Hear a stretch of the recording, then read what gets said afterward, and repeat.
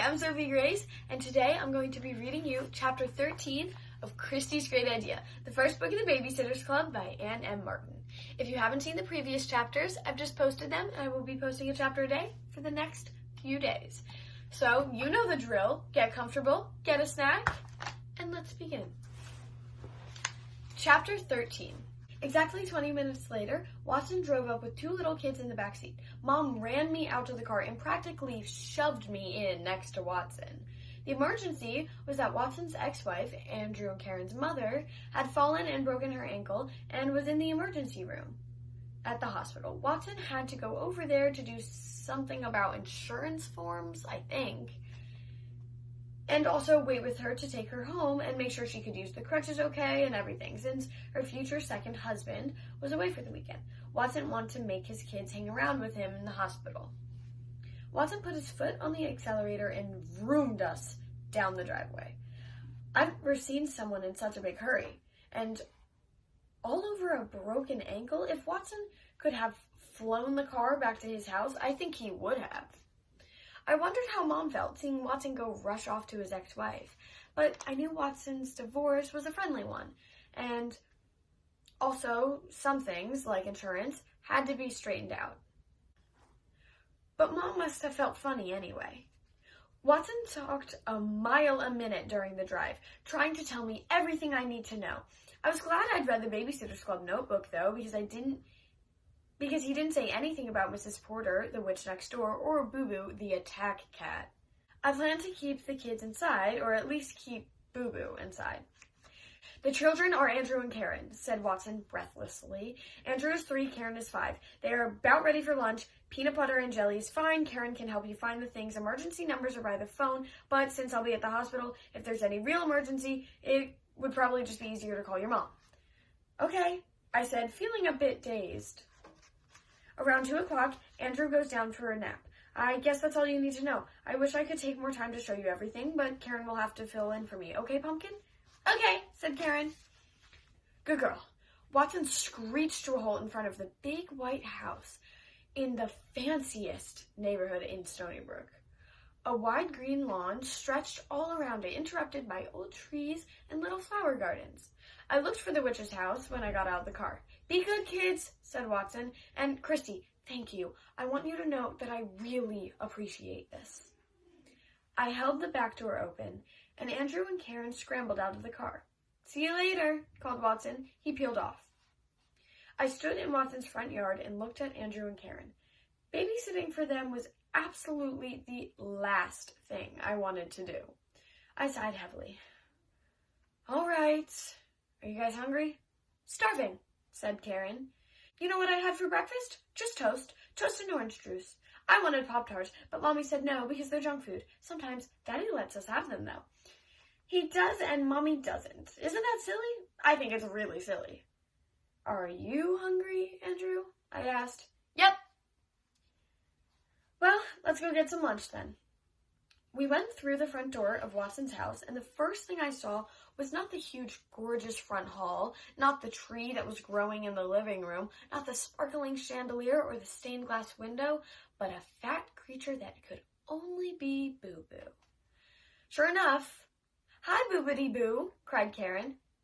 She hugged him. This is Boo Boo, she told me. He's Daddy's cat. He's real old.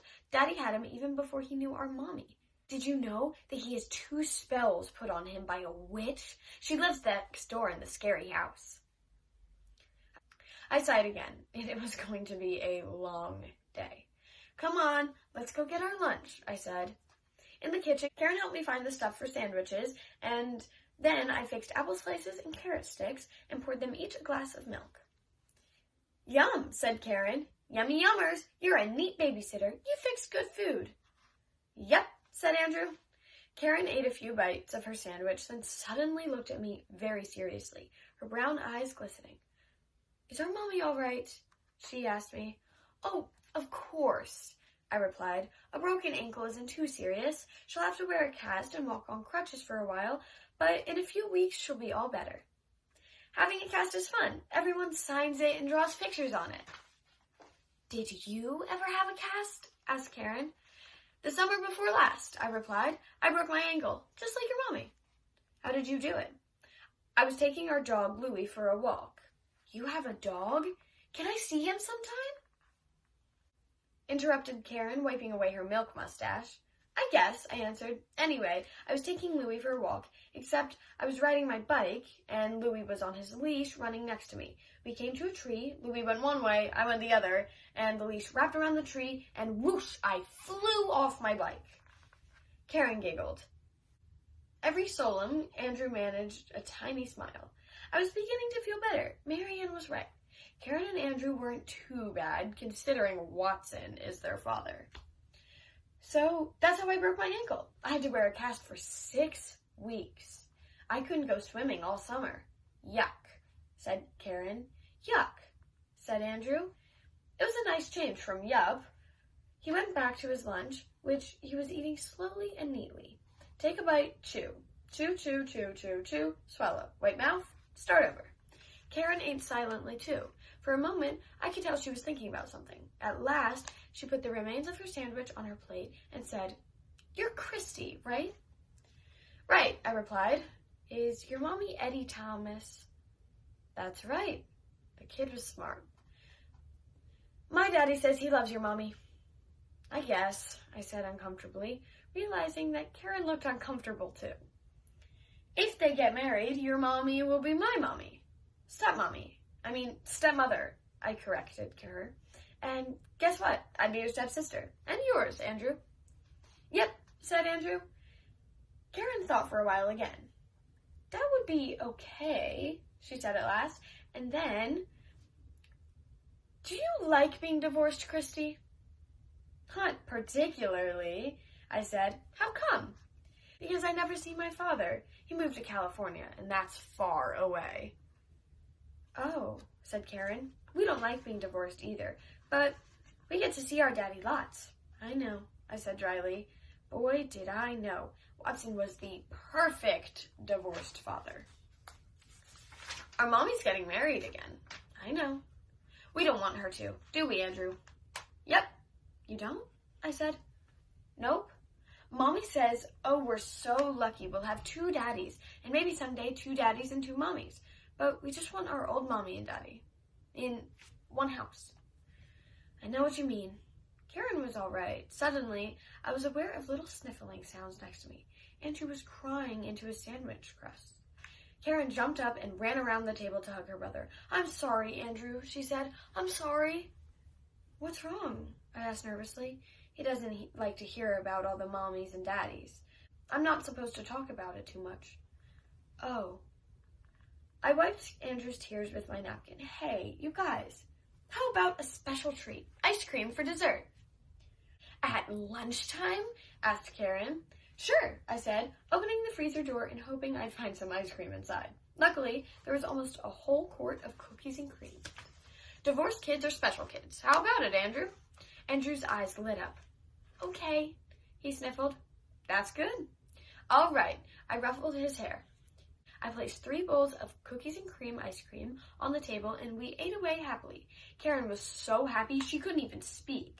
As soon as we were slurping up the last dribbles, Boo-Boo waddled into the kitchen. Karen jumped up and ran to the back door. Wait, I cried. Karen, don't let him out, okay?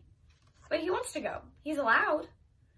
Is Miss Porter home? I asked. Karen stepped away from the door. Oh, I don't know. Maybe we better keep him inside, just until your dad comes back, okay? Yeah, said Karen. Good idea. But we can go out, I added. I decided that would be all right, as long as we didn't have to go near Mrs. Porter's yard. Because divorced kids are special kids, said Andrew. You got it, I said. Andrew giggled. You got it? That's funny. Andrew and Karen and I played hide and seek until it was time for Andrew's nap. Then Karen and I sat on the back porch and read Little Toot and The Snowy Day and The Tale of Mrs. Tiggywinkle. We were halfway through The Little Engine That Could when Watson came home. How is she? I asked. I wasn't sure what to call Watson's ex-wife. I didn't even know her name. At home and on her feet, he replied, or at any rate on her foot. She's okay, but you guys, he said to Karen, are going to have to stay with me for the rest of the weekend so Mommy can rest, okay? Goody, said Karen. How did everybody get along? Asked Watson. Fine, I answered. Suddenly, I felt shy. Daddy, I like Kristy, Karen announced. I don't mind if she's going to be our stepsister. Watson smiled, but I blushed. Well, I'm glad everything went so well, he said. Does she have to go home now? Asked Karen. Well, she won't be able to if Andrew is asleep. Is he napping? He went down about, I checked my watch, almost an hour ago. Said Watson. I don't really want to wake him up. Do you want to call your mom and have her pick you up? I better not, I said. She probably doesn't want to leave David Michael. Do you mind waiting? Andrew shouldn't sleep more than another half hour or so. I don't mind. And I didn't. I really didn't. While we waited for Andrew, Watson took turns playing checkers with Karen and me. He won every game. I was glad because if he'd let me win, it would have proved that he was trying too hard to make us feel like one big happy family. Later, Watson was driving me home, and Karen said, Kristy, I wish you were a big stepsister right now. Well, I said, how about if I be your babysitter instead? That's okay, said Karen. Yeah, that's okay, echoed Andrew. I glanced at Watson. He was sneaking a look at me too. We smiled at each other. That night, after Mom had gotten David Michael to sleep, she came into my room. I was writing up my experience at Watson's in the Babysitter's Club notebook.